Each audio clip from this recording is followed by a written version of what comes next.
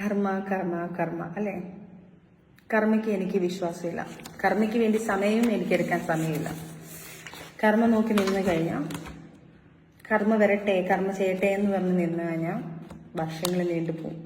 പലതും ഞാൻ കാണേണ്ട ഗതിയിൽ വരും, പലതും ഞാൻ കേൾക്കേണ്ടി വരും. എനിക്കതിന് വേണ്ടി വെയിറ്റ് ചെയ്യാൻ വയ്യ. ഞാൻ ലീഗലി മൂവ് ചെയ്തിട്ടുണ്ട്. A to Z കാര്യങ്ങൾ വെച്ചിട്ടൊരു ഫയൽ ചെയ്ത് ഞാൻ മൂവ് ചെയ്തിട്ടുണ്ട്. എൻ്റെ കുഞ്ഞുങ്ങൾക്ക് വേണ്ടിയിട്ട് ഞാൻ പേടിച്ച് ജീവിച്ചിട്ടുണ്ട്. ഈ നിമിഷം വരെ, ഈ കുറച്ച് മുന്നേ വരെ ഞാൻ പേടിച്ച് തന്നെയാണ് ജീവിച്ചത്. ഇന്നാളെ വ്യക്തിയെ വെച്ച് ഫിറോസിനെ പേടിച്ച് പേടിച്ച് പേടിച്ച് പേടിച്ച് ഇവിടം വരുത്തി. എനിക്കിനി പേടിക്കാൻ വയ്യ. കാരണം എൻ്റെ ലൈഫിൽ എൻ്റെ കുഞ്ഞുങ്ങളെ ഓർത്ത്, എൻ്റെ വീട്ടുകാരെ ഓർത്ത് എല്ലാം വെച്ച് ഞാൻ ക്ഷമിച്ച് നാണക്കേടാണ് നമ്മളിത് സോഷ്യൽ മീഡിയയിലൂടെ ഇടുന്നോറും എൻ്റെ കുഞ്ഞിനിത് ബാധിക്കും എന്ന് പേടിച്ചിട്ട് മാത്രം. എൻ്റെ റോവലിന് അവൻ്റെ പപ്പയെ ഇഷ്ടമാണ്. ആ ഒരു കാര്യം ഓർത്ത് മാത്രം, എൻ്റെ കുഞ്ഞിന് ബാധിക്കരുതെന്ന് മാത്രം ഓർത്ത് മാത്രം ഞാനിതെല്ലാം വെളി പറയാതെ മിണ്ടാതെ ക്ഷമിച്ച് കയറും തോറും തലയിൽ കയറി എന്നല്ല, അതിൻ്റെ അപ്പുറം കയറി എന്നെ ചൊരിയാൻ നിൽക്കുക. ഇനി എനിക്ക് പറ്റില്ല. ഞാനതുകൊണ്ട് നിയമവശാൽ നിയമം പോലെ ഞാൻ ലീഗലി പോയേക്കുവാണ്. കാര്യങ്ങളെല്ലാം ലീഗലി പോയെങ്കിലും ഈ മീഡിയയിൽ നിൽക്കുന്ന ഒരാളായതുകൊണ്ട്, ഒരു സോഷ്യൽ മീഡിയയിലും അല്ലെങ്കിൽ നമ്മളൊരു ആക്ടർ ആയതുകൊണ്ടും എനിക്ക് നിങ്ങളുടെ മുന്നിൽ വന്ന് ഇപ്പം വിവാദം നടക്കുന്ന കാര്യങ്ങളായതുകൊണ്ട് എനിക്ക് നിങ്ങളുടെ മുന്നിലും ഇത് പറയണം. കാരണം നിങ്ങളാണ് എന്നെ വളർത്തി ഇത്രയും ആക്കിയത്. അപ്പം ഒരു തെറ്റ് കാണുമ്പോൾ നമ്മൾ തീർച്ചയായിട്ടും ഞാൻ സഹിതം തെറ്റാണല്ലോ എന്ന് പറയും. അപ്പം മറുവശം കൂടെ കേട്ടിട്ട് കുറേ ചാനൽസ് എടുത്ത് ഇത് ആഘോഷിച്ചിട്ടുണ്ട്. ആൾക്കാർക്ക് കൂടെ അടുത്ത ആഘോഷിക്കാൻ വേണ്ടിയിട്ടുള്ള കുറച്ച് കാര്യങ്ങളോട് ഞാൻ ഇട്ട് തരിക. വേറൊന്നുമല്ല, എനിക്ക് എൻ്റെ ജീവിതത്തിൽ ഉണ്ടായ അനുഭവങ്ങൾ എനിക്ക് ഇനിയെങ്കിലും പറയാതിരിക്കാൻ എനിക്ക് പറ്റത്തില്ല. ഇത് ഞങ്ങളുടെ മാരേജ് സർട്ടിഫിക്കറ്റാണ്, എൻ്റെ ഫിറോസിൻ്റെയും. 2024 ഒക്ടോബർ 23 ഞങ്ങളെ മാരേജ് നടന്നത്. ഈ മാരേജ് നടക്കുന്നതിന് മുന്നേ ഞാൻ ബിഗ് ബോസിൽ പറഞ്ഞിട്ടുണ്ട്, ഞങ്ങളുടേത് ഒരു അറേഞ്ച് മാരേജ് അല്ല, ചെറിയൊരു ലവ് മാരേജ് ആണ്. ഈ പുള്ളി എന്നെ കണ്ട് ഇഷ്ടപ്പെടുന്നതും സംസാരിക്കുന്നതും ഞങ്ങൾക്ക് ഒരു മാസത്തെ ചെറിയൊരു സംസാരിക്കാൻ ഒരു ഗ്യാപ്പ് കിട്ടിയിട്ടുണ്ട്. ആ സമയത്ത് എനിക്ക് കല്യാണം ആലോചിച്ച് വന്നപ്പോൾ സമയത്ത് ഞാൻ പുള്ളിയെടുത്ത് പറഞ്ഞിട്ടുണ്ട്,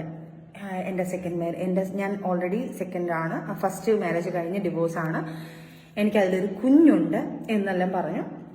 പുള്ളിക്കാരൻ്റെ ലൈഫിനെ കുറിച്ച് പറഞ്ഞു.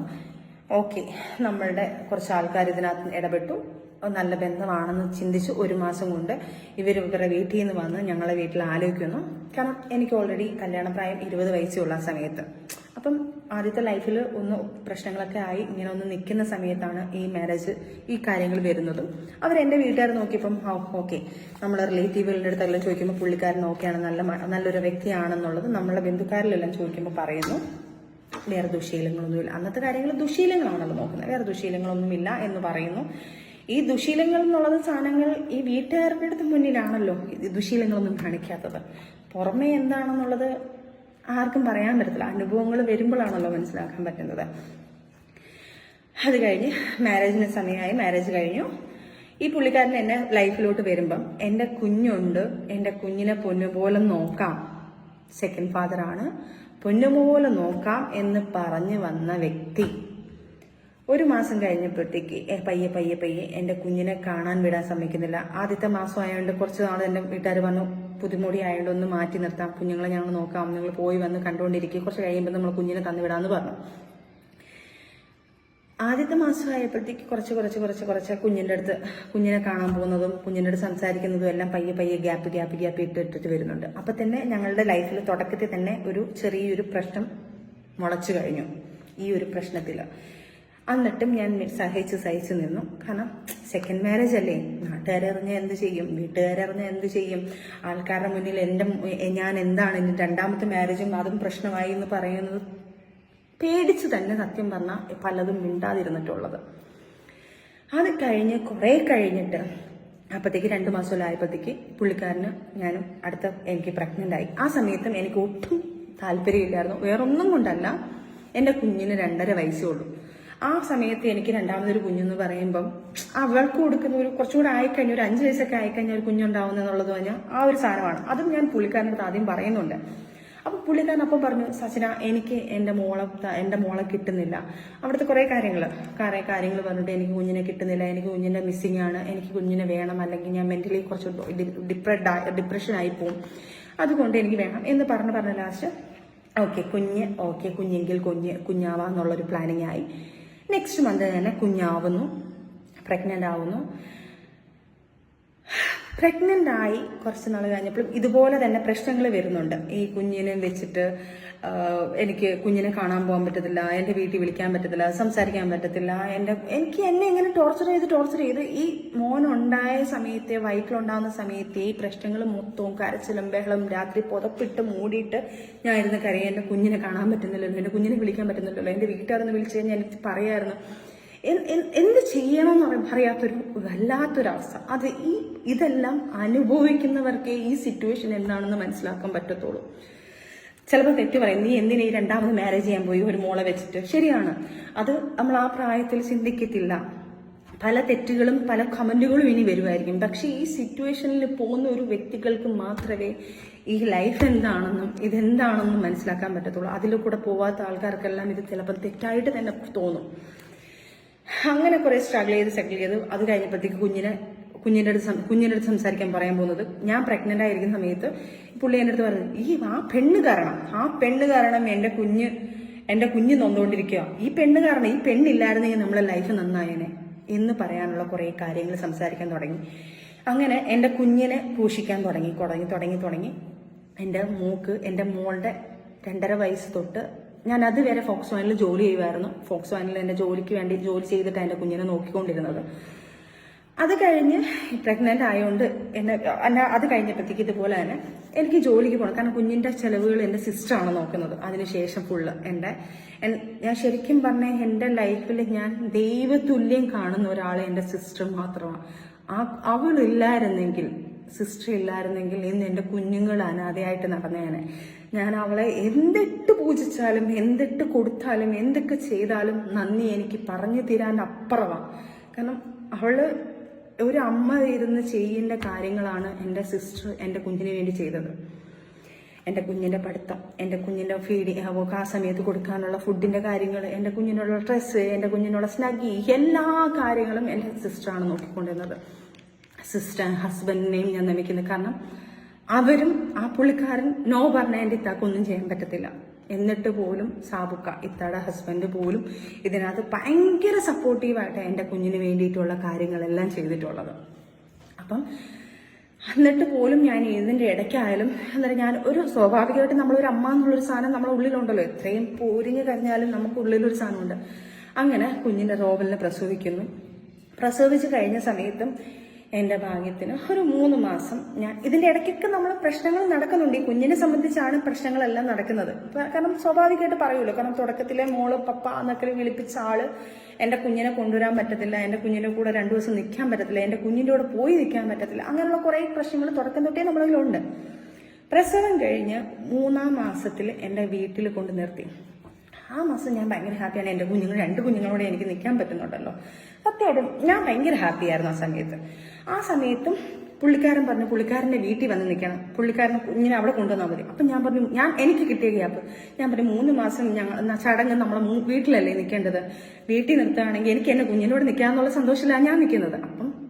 അപ്പൊ പുള്ളിക്കാരനായിട്ട് ടോർച്ചർ ചെയ്യാൻ തുടങ്ങിയേനെ. അവിടെയും വഴക്കാം, ഭയങ്കര ഇഷ്യൂസ് നടക്കുക ഞങ്ങൾ തമ്മിൽ. നീ അങ്ങനെയല്ല, എൻ്റെ കുഞ്ഞിനെ എനിക്ക് കാണണ്ടേ, എനിക്ക് ഞാൻ പറഞ്ഞു വന്നോ കണ്ടോ, 3 മാസത്തെ റെസ്റ്റ് അല്ലേ ഞാൻ പറയുന്നുള്ളൂ, 3 മാസം വരെ എൻ്റെ വീട്ടിൽ നിൽക്കാനുള്ള റെസ്റ്റ് എനിക്ക് തന്നൂടെ എന്ന് പറഞ്ഞ് അവിടെയും വഴക്ക് നടക്കുന്നതിൻ്റെ ഇടയ്ക്ക് എനിക്കറിയില്ല, എനിക്കിപ്പോഴും അറിയത്തില്ല, എനിക്ക് സംശയം എന്ന് പറയുന്ന കാര്യം ഫിറോസിനെ ഇല്ലായിരുന്നു. ഒരു തരി പോലും ഫിറോസ് എങ്ങനെയാണെന്നോ ഫിറോസ് എന്താണ് ഒരു തരി പോലും എനിക്ക് ഒരു സംശയമില്ല. അങ്ങനെ നിൽക്കുമ്പോഴാണ് ഫിറോസിന്റെ ഫോണിൽ എനിക്ക് രാത്രിയായപ്പോൾ ഒരു വെപ്രാളം പോലെ, ഒരു ശ്വാസം മുട്ടൽ പോലെ, എനിക്കറിയത്തില്ല അതെന്താണെന്ന് ആ സിറ്റുവേഷൻസ് അനുഭവിച്ചവർക്ക് അറിയാമായിരിക്കും. ഒരു വെപ്രാളം പോലെ വന്നിട്ട് ഞാനൊരു 2 മണി സമയത്ത് ഞാൻ വെള്ളമൊക്കെ കുടിച്ചിട്ട് ഞാനൊന്ന് ചുമ്മാ പുള്ളിയെ വിളിക്കുക, കോൾ വെയിറ്റിങ്. അപ്പോഴേ കട്ട് ചെയ്തിട്ട് എന്നെ തിരിച്ചു വിളിച്ചു.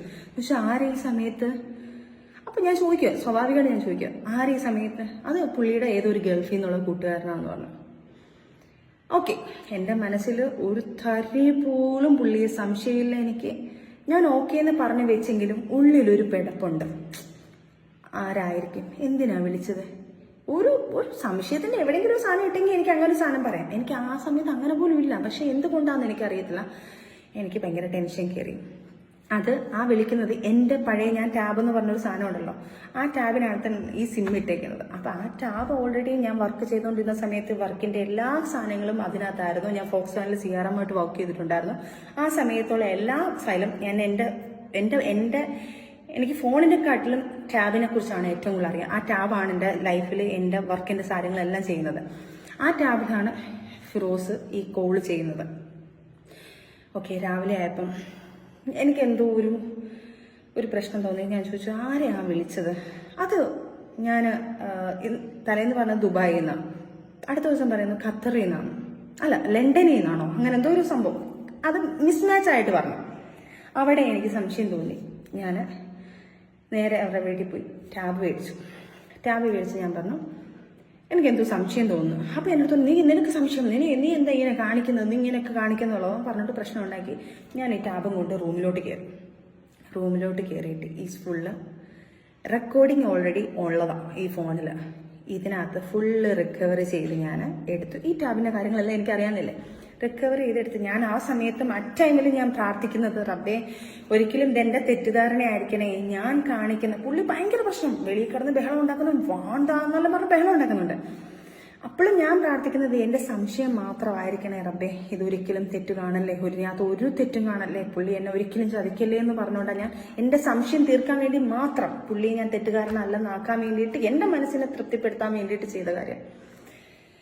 ഒരു പെണ്ണും കേൾക്കാൻ പറ്റാത്ത, ഒരു പെണ്ണും സത്യം പറഞ്ഞാൽ ആ വാക്കിൽ എന്ത് ചെയ്യണമെന്ന് എനിക്കറിയത്തില്ല. ഫസ്റ്റ് ലൈഫ് ഇങ്ങനെ, അതിലൊരു കുഞ്ഞ്, രണ്ടാമത്തെ ലൈഫ് ഇങ്ങനെ, അതിനകത്ത് ഒരു കൈക്കുഞ്ഞ്, 3 മാസമുള്ളൊരു കുഞ്ഞ്. കേൾക്കുന്ന വാക്കുകൾ ഒരു പെണ്ണുമായിട്ടുള്ള സെക്ഷൽ സംസാരങ്ങൾ മാത്രം, വൃത്തികെട്ട ടോപ്പിക്. ഇന്നലെ ഞാൻ വന്നതുപോലെ, അപ്പം ഇന്നലെ അവിടെ ചെന്നും കഴിഞ്ഞിട്ടുണ്ട്. അപ്പം എനിക്ക് പറയാൻ ഭയങ്കര മടിയാണ്. അത്രയ്ക്ക് അഭ്യസമായിട്ടുള്ള വൃത്തികെട്ട വേർഡ്സ് ആണ് അതിനകത്ത് പറയുന്നത്. ഒരു ഭാര്യ കേൾക്കുക, ഇത്രയും വൃത്തികേടായിട്ടുള്ള വാക്കുകൾ കേൾക്കുക. ഇത് ഞാൻ കണ്ട് തകർന്ന് എനിക്ക് എന്ത് ചെയ്യണമെന്ന് എനിക്ക് അറിയണം. കുറച്ച് സെക്കൻഡ് ഞാൻ ബ്ലാങ്കായി. വീട്ടിൽ നിന്ന് എല്ലാവരും കൂടെ വലിച്ചു തുറന്നു, കഥ തുറന്നു കൊടുത്തു. ഞാൻ സ്റ്റക്കായിട്ട് നിൽക്കുക. അവരുടെ വീട്ടുകാരെല്ലാവരും ഓടിയെത്തി. അവരുടെ വീട്ടിലാണ് സംഭവം. വീട്ടിലെത്തി കുഞ്ഞിനെ അവരുടെ വീട്ടുകാരുടെ കുഞ്ഞുമാരുടെ കയ്യിലൊക്കെയാണ്, അവരുടെ ബന്ധുക്കാരുടെ കയ്യിലാണ് കുഞ്ഞിരിക്കുന്നത്. ഞാനങ്ങ് പൊട്ടിക്കരഞ്ഞിട്ട് ഞാൻ പറഞ്ഞു, ഇങ്ങനെയൊക്കെയാണ് സംഭവിച്ചിരിക്കുന്നത്, എനിക്ക് എന്ത് ചെയ്യണമെന്ന് എനിക്കറിയത്തില്ല, രണ്ടാമത്തെ ലൈഫും ഇങ്ങനെ ആയി പോയോ എനിക്കറിയില്ല, ഞാൻ എൻ്റെ കുഞ്ഞ് എല്ലാം ഞാൻ ഭ്രാന്തിയാവുക. അപ്പം അവിടെ കുറച്ച് ഇൻസിഡൻസ് നടന്നു. അത് ഞാൻ വേറെ ആരെയും ഫാമിലിയൊന്നും ഞാൻ ഇടുന്നില്ല. അവരൊന്നും അറിയുന്നില്ലല്ലോ ഈ കാര്യങ്ങൾ. അവരും പോട്ടെ, സ്വാഭാവികം, മക്കളാവുമ്പോൾ സപ്പോർട്ട് ചെയ്യുമായിരിക്കാം, അതിനെന്തോ ആട്ടെ. അതൊന്നും ഒരിക്കലും അവരൊന്നും ഞാൻ ഇതിനകത്ത് വലിച്ചു വയ്ക്കുന്നില്ല. കാരണം അവരൊക്കെ ഇപ്പോഴും എന്നെ സ്നേഹിക്കുന്ന ആൾക്കാർ തന്നെ. അതുകൊണ്ട് ഞാൻ അവരാരെയും വലിച്ചിടുന്നില്ല. അവിടെ ഒരു ഇൻസിഡന്റ് നടന്നു. ആ സമയത്ത് എനിക്ക് പറ്റുന്നില്ല, എനിക്കറിയില്ല. അവിടെ ഇരുന്നൊരു ബ്ലേഡ് എടുത്ത് ഞാൻ കൈ ഭയങ്കരമായിട്ട് മുറിച്ചു. എനിക്ക് ജീവിക്കണ്ട, കാരണം എനിക്ക് വേറെ ഒന്നും ഞാൻ ചിന്തിക്കുന്നില്ല. ഞാൻ ഭയങ്കര ബ്ലാങ്ക് ആയിപ്പോയി. അങ്ങനെയാണ് എനിക്കൊന്ന് ബിഗ് ബോസിൽ വരുന്ന സമയത്ത് എല്ലാവർക്കും അറിയാം, എൻ്റെ കയ്യിലൊരു വലിയ പാടുണ്ടായിരുന്നു, 22 സ്റ്റിച്ചുള്ള പാടാണ്. ആ സമയത്ത് ആ ബ്ലേഡ് എടുത്ത് കീറിയത് മാത്രം എനിക്ക് ഓർമ്മയുണ്ട്. പിന്നെ ഞാൻ എൻ്റെ കുഞ്ഞുമ്മയുടെ എൻ്റെ കുഞ്ഞുമ്മ വർക്ക് ചെയ്യുന്ന ഹോസ്പിറ്റലിലേക്ക് വന്ന് സ്റ്റിച്ചിട്ട് 22 സ്റ്റിച്ച് ഉണ്ടായിരുന്നു. അത് കഴിഞ്ഞ് ആള് ഭയങ്കര കരച്ചിൽ, കാല് പിടിച്ച് മാപ്പ് പറച്ചിൽ, കാര്യങ്ങളെല്ലാം വന്ന് ഇനി അങ്ങനെ ഉണ്ടാവത്തില്ല വാവേ എന്നൊക്കെ വിളിക്കുന്നത് കേട്ടോ. വാവേ അങ്ങനെ ഒന്നും ഉണ്ടാവത്തില്ല, വാവേ എൻ്റെ കയ്യിൽ നിന്ന് തെറ്റ് പറ്റിപ്പോയി, വാവേ മറ്റേതാ മറിച്ചതാ, നീ ഇല്ലാതെ എനിക്ക് പറ്റത്തില്ല എന്ന് പറഞ്ഞു കാല് പിടിച്ച് കരഞ്ഞ് ഞാനത് സോൾവ് ചെയ്തു. ഓക്കെ, സമാധാനം, അതെല്ലാം കാര്യം. എനിക്ക് തോന്നുന്നു ആ പാട് ഞാൻ മറയ്ക്കാൻ വേണ്ടിയിട്ടാണ് ഞാൻ ഈ ടാറ്റു ചെയ്തത്. നേരത്തെ ബിഗ് ബോസിന്റെ സമയത്ത് കറക്റ്റ് ആ പാടുണ്ടായിരുന്നുണ്ട്. ഇത് കണ്ടോ, ഇത് കാണുമ്പോൾ അറിയാം. ആ വലിയ ബിഗ് ബോസിന്റെ സമയത്ത് ഞാൻ കൈമുറിച്ച കാര്യങ്ങൾ എനിക്ക് തോന്നുന്നു. അത് ഞാൻ വേറൊരു വിഷയം എന്നാണ് പറഞ്ഞത്, പക്ഷെ ഇതാണ് വിഷയം. അത് കഴിഞ്ഞ് നമ്മൾ ഫാമിലിയായിട്ട് കുഴപ്പമില്ലാതെ ഹാപ്പി ആയിട്ട് പിന്നെയും പോന്നു. 6 മാസം കഴിഞ്ഞപ്പം എറണാകുളത്തോട് നമ്മൾ ഷിഫ്റ്റ് ചെയ്യുന്നു. 6 മാസം കഴിഞ്ഞപ്പോഴത്തേക്ക് എറണാകുളത്ത് നിന്ന് വീണ്ടും വേറൊരു പെണ്ണിനെ വെച്ച് ഞാൻ പോക്കുക. ആ സമയത്ത് ആ പെണ്ണിനെ വിളിച്ച് ഞാൻ മെസ്സേജ് അയക്കുന്നു, ദേവി ചെയ്ത് നിങ്ങൾ എന്നെ ചതിക്കരുത്, എന്റെ ജീവിതം ഇങ്ങനെ ആയിരിക്കും എന്നൊക്കെ പറഞ്ഞ് ഞാൻ ആ പെണ്ണിന്റെ കാല് പിടിച്ചു. ആ പെണ്ണ് കുറെ ഇയാളെ പ്രാഗി, ഇയാളെ മക്കളെ പ്രാഗി, അവള് പറയുന്നത് നിന്റെ കുടുംബം മൊത്തം നശിച്ചു പോകുന്നു പറഞ്ഞ് ഇയാളെ കുറെ പ്രാഗിയായിരുന്നു ആ പെൺകൊച്ച്. അത് കഴിഞ്ഞ് അതെല്ലാം സോൾവായി നമ്മൾ ഫാമിലി പിന്നെയും ഹാപ്പി ആയിട്ട് പോകുന്നതിന് ശേഷം 6 മാസം ശേഷം നമ്മളൊരു ആ സിനിമ സെറ്റ് ഞാൻ പറയുന്നില്ല, ആ സിനിമ സെറ്റില് ഒരു ഇപ്പം ഫേമസ് ആയി നിൽക്കുന്ന ബിഗ് ബോസ് കണ്ടസ്റ്റന്റ് ഒരു കോസ്റ്റ്യൂമർ ഡിസൈനറാണ്. ഞാൻ ആരാന്നൊന്നും പറയുന്നില്ല, അവരെ ആരെയും ഞാൻ എടുത്ത് വെളിയിലിടുന്നില്ല. ആ ഒരു സിനിമ സെറ്റിൽ വെച്ച് പരിചയപ്പെടുന്നു, നമ്മൾ കണ്ടിട്ടുണ്ട്. അവിടെ നിന്നുള്ള മേക്കപ്പ് ആർട്ടിസ്റ്റുകളെ നമ്മൾക്കറിയാം. അവരെല്ലാം കൂടെ വിളിച്ചിട്ട് ഒരു ദിവസം എടുത്തോളൂ, സജന ഫിറോസിനെ ഒന്ന് ശ്രദ്ധിച്ചോണേ, ഇങ്ങനെയുള്ള കുറച്ച് കാര്യങ്ങൾ ഞങ്ങൾ കേൾക്കുന്നുണ്ടെന്ന്. ഞാൻ സ്റ്റക്കായി, ഞാൻ മിണ്ടയില്ല. ഞാൻ രണ്ടാമതും സ്റ്റക്കായി എനിക്ക് എന്താണെന്നുള്ളത് എനിക്കൊരു പിടുത്തമില്ലാതിരിക്കാം. അങ്ങനെ അതിനെക്കുറിച്ചുള്ള സെർച്ചിങ് എടുത്തു. അവരെന്നെ അടുത്ത് പറഞ്ഞു ഈ സമയത്ത് ഒരു കോള് വന്നിട്ടുണ്ടെന്ന് പറയുന്നു. ആ സമയത്തുള്ള കാര്യങ്ങൾ എടുക്കുന്നു. നമ്മൾ കൊല്ലത്തോട്ട് വരുന്നു. കൊല്ലത്ത് വരുന്നപ്പോഴത്തേക്ക് പുള്ളിക്കാരൻ്റെ കൂട്ടുകാരനെ കാണാൻ വേണ്ടി പോകുന്നു എന്ന് പറഞ്ഞുകൊണ്ട് ഇറങ്ങി പോകുന്നു. പോയി കഴിഞ്ഞപ്പോഴും ഞാൻ ഓക്കെ കൂട്ടുകാരനെ കാണാൻ പോയില്ല. അപ്പോൾ എന്നെ വിളിച്ചിട്ട് എൻ്റെ ഫോൺ സ്വിച്ച് ഓഫ് ആയിരിക്കും, ഞങ്ങൾ പോകുന്നിടത്ത് റേഞ്ച് ഇല്ല എന്നൊക്കെ പറയുന്നു. ആ കൂട്ടുകാരൻ എൻ്റെ ഫ്രണ്ടായിരുന്നു. ആ പുള്ളിക്കാരൻ്റെ ഫോണിൽ ഞാൻ പുള്ളിക്കാരനെ കിട്ടാത്തതുകൊണ്ട് ഞാൻ വിളിക്കുന്നു. പുള്ളിയുടെ ജിമ്മേറ്റ് ഫ്രണ്ടാണ്. അവരെല്ലാം പിന്നെ കാണും, അവർക്കൊക്കെ ഈ സത്യാവസ്ഥ അറിയാം. അവിടെ വെച്ച് അവർ സംസാരിക്കുമ്പോൾ ഈ കോൾ എന്നെ ആ ഷൂട്ടിംഗ് ലൊക്കേഷനിലുള്ള എൻ്റെ ആ ഫ്രണ്ട് കോസ്റ്റ്യൂമർ ഒരു പുള്ളിക്കാരി എന്നെ വിളിച്ച് പറയുന്നു, സജിന ഫിറോസും ഇന്ന ആളും കൂടെ ഭയങ്കര സംസാരം, മാറി നിന്ന് ചിരിയും കളിയും ഭയങ്കര കുറച്ച് സംഭവങ്ങൾ പറയുന്നുണ്ട്. ഫിറോസ് എവിടെയാണ്, നീ ശ്രദ്ധിക്കണേ എന്ന് ഞാൻ പറഞ്ഞല്ലേ എന്ന് പറഞ്ഞു. ഞാൻ പറഞ്ഞു ഫിറോസുകാരുടെ ഫോണിൽ അതിന് റേഞ്ച് ഇല്ലല്ലോ, ഫിറോസുകാരുടെ ഫോൺ അതിന് സ്വിച്ച് ഓഫ് അല്ലേ? എനിക്കറിയില്ല, പക്ഷെ ഫിറോസ് തന്നെയാണ് അവിടെ വിളിക്കുന്നത്.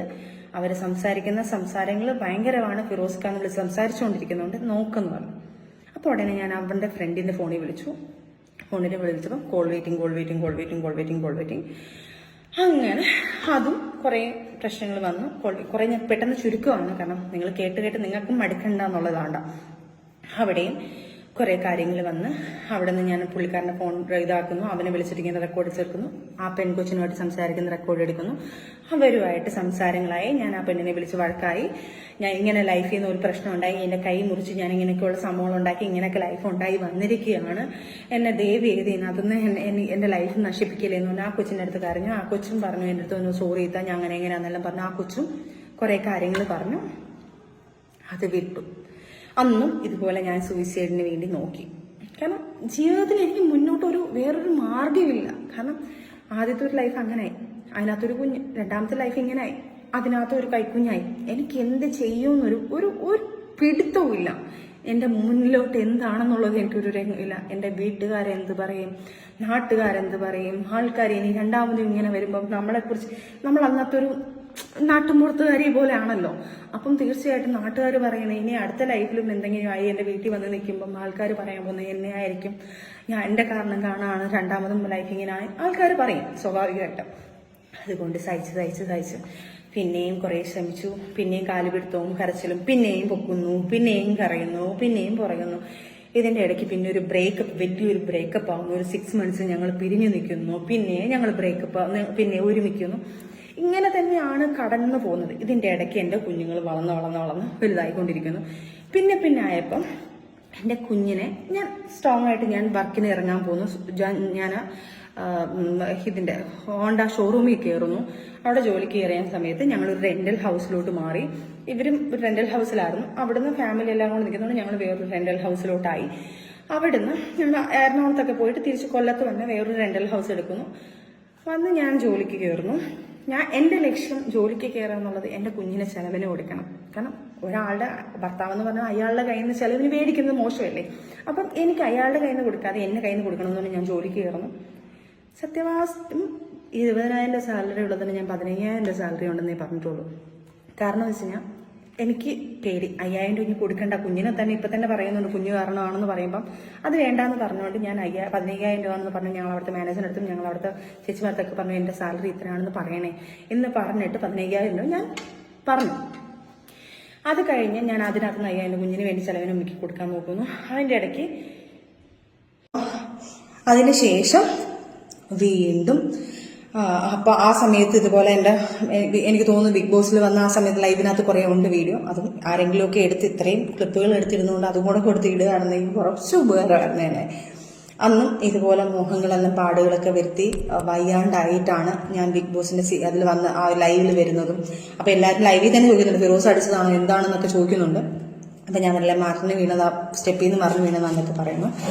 അങ്ങനെ പ്രശ്നങ്ങൾ രൂക്ഷമാക്കിക്കൊണ്ടിരിക്കുക. കാരണം എനിക്ക് അതിനകത്ത് മെയിൻ രൂക്ഷമാകാൻ കാരണം ഞാനിത് വേണ്ട എന്ന് പൂർണ്ണമായിട്ട് വെക്കാൻ കാരണം ബിഗ് ബോസിൽ നിന്ന് വരുന്ന സമയത്ത് നമുക്കൊക്കെ അറിയാം, ബിഗ് ബോസിൽ പോയ ആൾക്കാർക്കറിയാം, നമ്മളൊരു മൂന്നാഴ്ചത്തെ പേയ്മെന്റ് ആദ്യമേ നമ്മൾ അക്കൗണ്ടിൽ വീഴും. അപ്പം ഞാൻ എൻ്റെ അക്കൗണ്ട് എടുത്ത് എൻ്റെ ഉമ്മയുടെ കൈ കൊടുത്തിട്ടാണ് പോയത്. കാരണം ചിലവിന് എന്തെങ്കിലും കൊടുക്കട്ടെ. ആ സമയത്ത് ഞാൻ കുറച്ച് സ്ട്രോങ് ആയി വന്നു. ഞാൻ കുറച്ച് എൻ്റെ ഉമ്മയുടെ ചിലവിന്, പിള്ളേർക്ക് ചിലവിന് കൊടുക്കാൻ വേണ്ടി കൊടുക്കും കാര്യങ്ങളെല്ലാം ചെയ്യുന്നുണ്ട്. അങ്ങനെ ഞാൻ എൻ്റെ ATM എടുത്ത് ഉമ്മയുടെ കൊടുത്തിട്ടാണ് പോകുന്നത്. എന്തെങ്കിലും ആവശ്യമുണ്ടെങ്കിൽ വീട്ടിൽ കാര്യങ്ങൾ എന്തെങ്കിലും ഉണ്ടെങ്കിൽ ചെയ്യണേ, എന്തെങ്കിലുമൊക്കെ ഉണ്ടെങ്കിൽ ഇതിനകത്ത് നിന്ന് പൈസ വരുമ്പോൾ നിങ്ങൾ എടുക്കുമെന്ന് പറഞ്ഞുകൊണ്ട് ഞാൻ കൊടുത്തു. ഞാൻ പറഞ്ഞുകൊണ്ട് അത്യാവശ്യം എല്ലാ കാര്യങ്ങളും ചെയ്യണം. കാരണം രണ്ട് കുഞ്ഞുങ്ങൾ അവിടെ നിൽക്കുന്നു. ഇപ്പോൾ ഒരു കുഞ്ഞ് മാത്രമല്ല 2 കുഞ്ഞുങ്ങളും അവിടെ നിൽക്കുന്നത് എന്ന് പറഞ്ഞ് ഞാൻ കൊടുത്തിട്ട് പോയ സാധനം തിരിച്ചു വന്നപ്പോൾ ഒരു 10,000, 20,000, 25,000, 30,000 എന്നാണ്ട് കറക്റ്റ് 30,000 രൂപയ്ക്കകത്ത് എന്നാണ്ട് ഈ അക്കൗണ്ടിൽ നിന്ന് പൈസ പോയിട്ടുണ്ട്. അത് തക്കതായ കറക്റ്റ് തെളിവ് എൻ്റെ വീട്ടുകാർ പറയുന്നുണ്ട്. ബിഗ് ബോസിൽ നിന്ന സമയത്ത് ഞങ്ങൾക്ക് ഡ്രസ്സ് അയച്ചു തരണമെന്ന് പറഞ്ഞു. ഇവർക്ക് ആ സമയത്ത് കൊളാബും കാര്യങ്ങളും അങ്ങനെ ഒന്നും അറിയത്തില്ല, എവിടെ നിന്ന് എടുക്കണമെന്ന് അറിയത്തില്ല, എന്ത് ചെയ്യണമെന്ന് പറഞ്ഞോട് പെട്ടെന്ന് ഒരു ഡ്രസ്സ് ഞങ്ങൾ കൊണ്ടുപോയത് ഞങ്ങൾക്ക് ഇന്ന ഫംഗ്ഷൻ ഇടണമെന്ന് പറഞ്ഞപ്പോൾ ഇവർ തന്നെ ഏതൊക്കെയോ കടയിൽ നിന്ന് പോയി സാധനങ്ങൾ മേടിച്ചു. കാരണം അവിടെ നിൽക്കുകയല്ലേ, പൈസ കൊടുക്കുന്നതും ഇതിനകത്ത് മത്സരിക്കും. ഞാൻ പറഞ്ഞു എന്ത് ആവശ്യമുണ്ടെങ്കിലും ഇതിനകത്ത് എടുത്തോളം പറഞ്ഞു. അപ്പോൾ എൻ്റെ അക്കൗണ്ടിൽ നിന്ന് ഒരു 30,000 രൂപ ചിലവിനായിട്ട് ഒരു 10,000, 15 രൂപ പോയിട്ടുണ്ട്. ഡ്രസ്സിനും കുറച്ച് പൈസ ഇളത്തിട്ടുണ്ട്. അതും പറഞ്ഞ് ഫിറോസ് അങ്ങ് ടോർച്ചറിങ് തുടങ്ങി. നിന്റെ വീട്ടുകാരെടുത്ത് നശിപ്പിച്ചു, നിന്റെ വീട്ടുകാർക്ക്, നിന്റെ മൂക്ക് മറ്റേത് മറിച്ചതെന്ന് പറഞ്ഞ് എനിക്ക് ടോർച്ചറിങ് തരാൻ തുടങ്ങി. എന്നിട്ടും ഞാനിതെല്ലാം കഴിഞ്ഞ് ഞാൻ ഈ പൈസയൊക്കെ കൊടുത്തു. ഈ സമയത്ത് നമുക്ക് മെന്റലി കുറച്ച് ഞങ്ങൾ ഭയങ്കര പ്രശ്നമാണ്. ഞങ്ങൾ തമ്മിൽ പിരിഞ്ഞു നിൽക്കുന്നു. പോട്ടെ, ഞാൻ ഓർത്ത് കുഞ്ഞിന് വേണ്ടി പിന്നെയും സഹിക്കാം. പ്രോഗ്രാം വരുന്നു, ഞാൻ സീരിയലിൽ ചേർന്നു. സീരിയലിൽ കയറുമ്പോൾ എൻ്റെ കൂടെ വർക്ക് ചെയ്യുന്ന ആൾക്കാർ സീരിയലിൽ തന്നെ ഇപ്പം സീരിയലിൽ എൻ്റെ കൂടെ നിൽക്കുന്ന ടീമിനെല്ലാം മനസ്സിലാവും. ഇഷ്ടം മാത്രമല്ല പ്രണയകരണം എന്നുള്ള പറഞ്ഞ സീരിയൽ അവരുടെ എല്ലാവർക്കും അറിയാം, അവർക്കൊക്കെ അറിയാം. ഈ പുള്ളിക്കാരൻ വന്ന് എൻ്റെ കൂടെ ഇരിക്കും. സംശയമാണ് പുള്ളിക്കാരൻ ചെയ്യുന്നതോ പോരട്ടെ, എന്നെ സംശയമാണ്. ഓക്കെ, കുഴപ്പമില്ല, എനിക്ക് ഭയങ്കര സന്തോഷം. അപ്പോൾ ഞാൻ പറയും ലിക്ക എന്നെ ഭയങ്കര കാര്യം അതുകൊണ്ടാണ് എൻ്റെ കൂടെ വന്നിരുന്നു. അവിടെ ഇരുന്ന് ഞങ്ങളുടെ കൂടെ അപ്പോഴും എനിക്ക് നാണക്കേടാ. പുള്ളി ഒരു ആർട്ടിസ്റ്റ് അല്ലേ, ഇവിടെ വന്ന് നിൽക്കുമ്പോഴത്തേക്ക് പുള്ളിയല്ലേ അളക്കുന്നത്. അങ്ങനെ കുറച്ച് സംസാരങ്ങൾ അവിടെ നടന്നു. അപ്പം ഞാൻ പറയുമ്പോൾ പുള്ളി പറയും, നീ അവനോട് മറ്റൊന്നുണ്ടാക്കാൻ വേണ്ടിയിട്ടില്ലേ, നീ ഇവനോട് ഇതുണ്ടാക്കാൻ വേണ്ടിയിട്ടില്ലേ, അങ്ങനെ നീ ഉണ്ടാക്കണ്ട. അപ്പം ഞാൻ പറയും, ഞാനല്ല ഫിറോസ്ക്ക് ഇതൊന്നും ചെയ്തിട്ടുള്ളത്, നിങ്ങളാണ് ഇതെല്ലാം ചെയ്തിട്ടുള്ളത്, നിങ്ങൾ എന്നെ തലയിലാക്കരുതെന്ന് പറഞ്ഞാൽ അവിടുന്ന് വഴക്കിൽ തുടങ്ങി.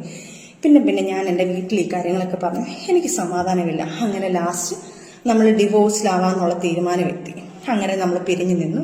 ഇതിൻ്റെ ഇടയ്ക്ക് ഞാൻ ഇവനെ പിരിഞ്ഞ് ഞങ്ങൾ മാറി നിന്ന സമയത്ത് എൻ്റെ കൂടെ വർക്ക് ചെയ്യുന്ന ക്രൂവിനെ വിളിച്ചിട്ട് ഇവൻ പറയുന്നു, നീ അവനോട് പച്ചയ്ക്ക് പറയാൻ പറ്റാത്ത വാക്കുകൾ അവനെന്നെ കുറിച്ച് പറഞ്ഞിട്ടുള്ളത്, നീ അവൻ്റെ കൂടെ കിടക്കുകയല്ലേടി, നീ അവരെ വിളിച്ചിട്ട് പല ആൾക്കാരും എന്നെ വിളിച്ചിട്ട് എനിക്ക് പല വർക്കുകൾ പോലും പോയിട്ടുണ്ട്. കാരണം ഇതെനിക്ക് പുറത്ത് പറയാൻ പറ്റാതെ, കാരണം പറഞ്ഞു കഴിഞ്ഞാൽ അവരും പേടിച്ചിട്ട് ആൾക്കാർ എന്തെങ്കിലുമൊക്കെ വിചാരിച്ച് ലാസ്റ്റ് എനിക്ക് വർക്ക് തന്നില്ലെന്ന് പറഞ്ഞാൽ ഞാൻ ഇത് ആർക്കും പറയത്തില്ല. അവർ വിളിച്ചിട്ട് എൻ്റെ സജന ഞങ്ങൾക്കൊക്കെ ഒരു ഫാമിലി ഉള്ളതാണ്, അവൻ വിളിച്ചിട്ട് നിന്റെ കൂടെ അങ്ങനെ എങ്ങനെയാണെന്നൊക്കെ പറഞ്ഞ് ഞങ്ങളത് പറയുന്നത്, ദയവ് ചെയ്ത് നിങ്ങളില്ലെങ്കിൽ വേറെ വർക്ക് കിട്ടും എന്ന് പറഞ്ഞിട്ട് അവർ പല വർക്കുകൾ പല സീരിയൽസ് ആവട്ടെ, സിനിമ ആവട്ടെ, എല്ലാ കാര്യങ്ങളും ആൾക്കാരെ പറഞ്ഞ് എൻ്റെ ഫ്രണ്ട്സിനെ വിളിച്ചിട്ട് സംശയം, ഞാൻ ആരെയും കൂടെ പോയി ഇയാൾ വേണ്ടാന്ന് വെച്ച് നമ്മൾ പിരിഞ്ഞ ആൾക്കാരാണ്.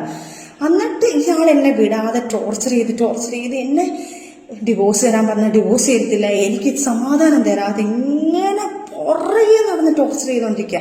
എൻ്റെ ഫ്രണ്ട്സിനെ വിളിച്ചിട്ട് പറയുന്നത്, നീ അവളോട് കിടക്കുന്ന നേരത്തൊക്കെ പറയുന്നത് എല്ലാവരും പറയുന്നത്, നീ അവളോട് കടന്നില്ലേ. അതായത് ഒരു പെണ്ണ് കേൾക്കാൻ പറ്റുന്ന അപ്പുറം എൻ്റെ വീട്ടുകാർ വിളിച്ച് ഷൗട്ട് ചെയ്തു, അവരുടെ വീട്ടുകാരത്ത് പറയുന്നു, അവരെ വീട്ടുകാർ വിളിച്ച് പറയുന്നു, ആ കൊച്ചിനെ എന്ത് ജീവിക്കാൻ സമ്മതിക്കും, അവരുടെ വീട്ടുകാർ സഹിതം പറഞ്ഞു. അവരുടെ വീട്ടുകാരൊക്കെ ഇപ്പോഴും എൻ്റെ കൂടെ നല്ല രീതിയിൽ സഹകരിക്കുന്ന ആൾക്കാരാണ്. ഇതെല്ലാം സഹിച്ച് ഇതെല്ലാം ഞാൻ കഴിഞ്ഞതിന് ശേഷം എൻ്റെ ലൈഫിൽ ഞാൻ സഖി കെട്ടിട്ടാണ് ഞാൻ വീഡിയോ ചെയ്യാൻ വേണ്ടി പോകുന്നത്. നിങ്ങൾക്ക് ഇനിയുള്ളൊരു ചോദ്യം ഞാൻ ചോദിക്കാം, എൻ്റെ കയ്യിലാണ് ഒരു തെറ്റെങ്കിൽ 5 വർഷമായി ഞങ്ങൾ പിരിഞ്ഞു ജീവിക്കാം. ബിഗ് ബോസിന് ശേഷം ഒരു 6-7 മാസം കഴിഞ്ഞപ്പോൾ തന്നെ ഞങ്ങൾ പിരിഞ്ഞു ജീവിക്കാൻ തുടങ്ങിയ ആൾക്കാരാണ്. ഞാനൊരു വിൻഡോവിനകത്ത് വന്ന് പറഞ്ഞു, ഒരു ഇയറിനെ കുറിച്ച് പറഞ്ഞു. എന്തോ ഞങ്ങൾ പിരിഞ്ഞിട്ടുണ്ടായിരുന്നു എന്നുള്ളത്. അത് 2.5 വർഷം കഴിഞ്ഞിട്ടേ ഉള്ളൂ, 2.5 വർഷമായിട്ടേ ഉള്ളൂ അത് ആ വീഡിയോ വന്നിട്ട്. അതിനകത്ത് ഞാൻ വ്യക്തമായിട്ട് പറയുന്നുണ്ട്, ആ വീഡിയോ ക്ലിപ്പ് കൂടെ നിങ്ങൾ ദയവ് ചെയ്തിടണം. ഞങ്ങൾ കുറേ നാളുകളായിട്ട് ഞങ്ങൾ പിരിഞ്ഞ് ജീവിക്കുകയാണ്. ഞങ്ങളിപ്പം അത് പക്ഷെ പൂച്ചം സംസാരിക്കാൻ തുടങ്ങി, ആൾക്കാർ പറയാൻ തുടങ്ങി ഞങ്ങൾ ഡിവോഴ്സ് ആണെന്ന് പറയാൻ തുടങ്ങി. അത് പല വേറൊരു രീതിയിലോട്ട് ആവാതിരിക്കാൻ വേണ്ടി ഞാനിപ്പം മീഡിയയിൽ വന്ന് പറഞ്ഞു. ഞാനാണ് ആദ്യമായിട്ടൊരു മീഡിയയിൽ വന്ന് സംസാരിക്കുന്നത്. ഈ പറയുന്ന തെറ്റ് എന്റെ കയ്യിലാണെങ്കിൽ ഒരു കോമൺ സെൻസ് നിങ്ങൾ ചിന്തിച്ചാൽ മതി. ആ സമയത്ത് ഈ പറയുന്ന ആൾ എൻ്റെ കൂടെ ഉണ്ടെങ്കിൽ, ഞാൻ അതിന് വേണ്ടിയിട്ടാണ് ഈ വീഡിയോ ചെയ്യുന്നുണ്ടെങ്കിൽ, തൊട്ടുപുറകെ ഇയാൾക്ക് അറിയാവുന്ന കാര്യമല്ല, ഇയാൾ വെച്ചേക്കുവോ, ഇയാൾ ഇതെല്ലാം വന്ന് വിളിച്ച് പറയത്തില്ല ഇയാള്. എനിക്ക് അങ്ങനെ ഒരു സാധനം ആ പുള്ളി എനിക്കിനി തെളിയിക്കാൻ എനിക്ക് ആകെപ്പാട് എൻ്റെ ഒരു കൂട്ടുകാരിയുടെ മെസ്സേജുകൾ മാത്രമേ ഉള്ളൂ. ഞാനും പുള്ളിയായിട്ട് നമ്മളിപ്പോൾ പൊങ്ങച്ചത്തോടെ പറയും, ഈ പുള്ളിക്കാരനെ ഇത്ര വർഷമായിട്ട് എനിക്ക് പരിചയമാണ്, ഇത്ര വർഷമാണ്, അങ്ങനെ പറഞ്ഞു പോയിട്ടുണ്ടായിരിക്കും. ഞാൻ 4 വർഷമോ 5 വർഷമോ 10 വർഷമോ എന്നൊക്കെ ഞാൻ പറഞ്ഞിട്ടുണ്ടായിരിക്കാം. 10 വർഷമൊന്നും ഞാൻ പറഞ്ഞിട്ടില്ല. ഇനിയിപ്പോൾ അത് പിടിച്ചുകൊണ്ട് ആൾക്കാരുടെ അടുത്ത് പറയല്ലേ ദേവിയത്. ഇതിനകത്ത് പറയുമ്പോൾ പേടിയാണ് സത്യം പറഞ്ഞാൽ. 4 വർഷത്തെ പരിചയം എന്ന് പറഞ്ഞു കാണുമായിരിക്കും. ആ സാധനം ഞാൻ തെളിവ് കാണിക്കാം. ഒറ്റ എന്നൊരു മൂവി സമയത്ത് ഞാൻ ഈ പറഞ്ഞ പുള്ളിയെ ഞാൻ പരിചയപ്പെടുന്നു. ആ സമയത്ത് അതിനകത്ത് ആ സിനിമയിൽ എൻ്റെ ഒരു കൂട്ടുകാരി പാടിയിട്ടുണ്ടായിരുന്നു. ആ പുള്ളിക്കാരിയുടെ ഒരു ഇതിനകത്ത് ഞാൻ കൂടെ പോയ സമയത്ത് ആ സമയത്ത് പുള്ളിക്കാരനെ ഒന്ന് കണ്ടിരുന്നു. ഞാൻ സാറെന്ന് പറഞ്ഞ് ഞാൻ നിന്നിട്ടുണ്ട്. അവിടെ ഞങ്ങൾ 2 പേരും കൂടെ നിന്ന് പുള്ളിക്കാരി പാട്ട് പറഞ്ഞ് ഞാൻ മിണ്ടിയിട്ട് പോലുമില്ല പുള്ളിക്കാരനടുത്ത്. അവിടെ നിന്ന് ഇറങ്ങിയപ്പം എന്നെ ആ ഒരു ക്യാരക്ടറിന്, അതായത് ലാസ്റ്റ് സ്കെഡ്യൂൾ ഒരു ആ സിനിമ കാണുന്നവർക്കറിയാം, അവസാന സ്ക്രീനിൽ ഞാനൊരു ഹെയർ ഹോസ്റ്റസ് ആയിട്ട് വന്നിട്ടുണ്ട്. അപ്പം ആ ഒരു അതായത് ഇൻഡിഗോയുടെ അല്ല, ഹെയർ ഇന്ത്യയോ ഹെയർ എക്സ്പ്രസോ അതിൻ്റെ എന്നാണ്ടൊരു എയർ ഹോസ്റ്റസ് ആയിട്ട് ചെയ്യാനായിരുന്നു. അപ്പം അതിന് വേണ്ടിയിട്ട് എന്നെ വിളിക്കുന്നത് കോണ്ടാക്ട് ചെയ്യുന്നത് അവൾക്ക് മെസ്സേജ് ആയിട്ട്, അവളുടെ കയ്യിൽ ആ സ്ക്രീൻഷോട്ട് ഉണ്ട്. അത് ഞാൻ നിങ്ങൾക്ക്, അവൾ നാട്ടിൽ വരട്ടെ, നാട്ടിൽ വന്ന ഉടനെ അതിൻ്റെ സ്ക്രീൻഷോട്ടും ഡേറ്റും എല്ലാം ഞാൻ കാണിച്ചു തരാം, ആ ഇയർ കാണിച്ചു തരാം. അന്നേരം പുള്ളി ചോദിക്കുന്നു, ആ കൂടെ വന്ന കുട്ടിക്ക് അഭിനയിക്കാൻ താല്പര്യമുണ്ടോ, ഇങ്ങനെ ഉണ്ടെങ്കിൽ ഈ ഒരു ക്യാരക്ടർ ചെയ്യാൻ താല്പര്യമുണ്ടെന്ന് പറയുന്നു. എൻ്റെ നമ്പർ കൊടുക്കുമെന്ന് ചോദിക്കുന്നു. അപ്പം ഞാൻ പറയുന്നത് നീ കൊടുത്ത് അയച്ചേക്ക്, നീ അയക്കും. ഞാൻ അങ്ങനെയാണ്, കാരണം ഇതിൻ്റെ സമയത്ത് ഞാൻ ഡിപ്രഷൻ അടിച്ച് കുറേ പ്രശ്നങ്ങളിൽ നിൽക്കുകയാണ് ഞാൻ. അപ്പം ഞാൻ നീ കൊടുത്തേക്കെന്ന് പറയുന്നു. അവളാണ് ഈ നമ്പർ കൊടുക്കുന്നതും. ആ സിനിമയുടെ സമയത്താണ് ഞാൻ പുള്ളിയെടുത്തൊന്ന് സാറിന് വിളിച്ച് സംസാരിക്കുന്നത്. അതിനുശേഷം ലൈഫിലുണ്ടായ പ്രശ്നങ്ങളോട് നല്ല ഫ്രണ്ട്ഷിപ്പായി. ആ സാധനമാണ് ഈ 4 വർഷം മുന്നേ 10 വർഷം മുന്നേ ഞാൻ എൻ്റെ ജീവിതം തകരാൻ ഈ പുള്ളി കാരണമാണെന്നുള്ള സാധനം സ്ക്രിപ്റ്റിൽ ഉണ്ടാക്കിയത്. എനിക്ക് വയ്യ, ദയവ് ചെയ്ത് ഈ പ്രശ്നങ്ങളും കൂടെ ആ മനുഷ്യൻ, നമ്മളൊരു ഹെൽപ്പ് ചെയ്യുന്ന ഒരു മനുഷ്യൻ, നമ്മൾ ഒരു ബാക്ക് ബോണായിട്ട് നിൽക്കുന്ന ഒരാളിനെ വലിച്ച് കീറി കൊന്ന് ഇത്രയും ഒരു നികിഷ്ടമാക്കി വെച്ചത്, പ്ലീസ് അങ്ങനെയുള്ള കാര്യങ്ങൾ പറയരുത്. ശരിയാ, എൻ്റെ കയ്യിൽ നിന്ന് കുറേ തെറ്റുകൾ പറ്റിയിട്ടുണ്ട്. ഞാൻ തെറ്റ് പറ്റിയിട്ടില്ലെന്ന് പറയുന്നില്ല.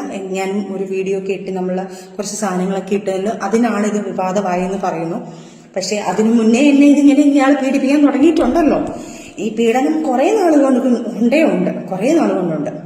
ഓക്കെ, അറ്റ് പ്രസന്റ് ഞാൻ ഇത്രയും സാധനം ചുരുക്കി ഞാനൊരു കംപ്ലൈൻ്റ് ആക്കി. ഇനി പറയാൻ പോകുന്ന കാര്യങ്ങൾ വരെ ഇവൻ നല്ലതാണെങ്കിൽ ഓക്കെ, എന്നെക്കുറിച്ച് പറയാൻ ഞാൻ അങ്ങനെ നടക്കുന്നു, ഞാൻ ഇങ്ങനെ നടക്കുന്നു. ഇവൻ എനിക്ക് ഡിവോഴ്സ് തന്നിട്ടില്ലായിരുന്നു. ഇവൻ ഡിവോഴ്സ് തരാമെന്ന് പറഞ്ഞു. ലാസ്റ്റ് ഞാൻ പറഞ്ഞു എനിക്ക് ടോർച്ചറിങ് കഴിഞ്ഞിട്ട് ഞാൻ പറഞ്ഞു എൻ്റെ കൊച്ചിനെ ടോർച്ചർ ചെയ്തതും എന്നെ ടോർച്ചർ ചെയ്യുന്നത് ഇതെല്ലാം ഞാനൊരു വീഡിയോ ആക്കി ഞാൻ പുറത്ത് പറയാൻ പോവാം. ഞാൻ പറയാത്തൊരു കാര്യം എൻ്റെ മോനോർത്ത് മാത്രം. ഇത് കുഞ്ഞുങ്ങൾക്ക് ഭയങ്കര ബാധിക്കും, ഈ കുഞ്ഞുങ്ങൾക്ക് ബാധിക്കും എന്ന് പറഞ്ഞുകൊണ്ടാണ് ഞാൻ ഇത്രയും നാള് അയാൾക്ക്, കാരണം ഞാൻ പറയാൻ ഇയാളെ കുറിച്ചുള്ള കുറ്റങ്ങൾ ഞാൻ വെളി വന്ന് പറയാത്തത്, ഞങ്ങൾ ഈ പിരിഞ്ഞു എന്നുള്ളത് പറയാത്ത കാരണം, ഞങ്ങൾ ഇന്ന കാരണമാണെന്ന് ഞാൻ പറയാത്തൊരു കാരണം, അവനും അവൻ്റെ പപ്പായ നാളെ സ്കൂളിൽ വരുമ്പം അവൻ്റെ പപ്പ കാണാൻ വരുന്നു. അവനോട് ഞാനൊന്നും പറഞ്ഞിട്ടില്ല, എൻ്റെ കുഞ്ഞിന് പപ്പ എന്ന് പറഞ്ഞ ജീവന. അപ്പൊ ഈ കുഞ്ഞിനെ പപ്പ കൊണ്ടാക്കാൻ പോകുമ്പോൾ എടാ നിന്റെ പപ്പ ഇന്നാണ് കല്യാടാ എന്ന് പറയരുത് എന്ന് പറഞ്ഞ് പേടിച്ചിട്ടാണ് ഞാൻ ഇതൊന്നും വെളിയിൽ പറയാതെ ക്ഷമിച്ച് ഇത്രയോ ആയത്.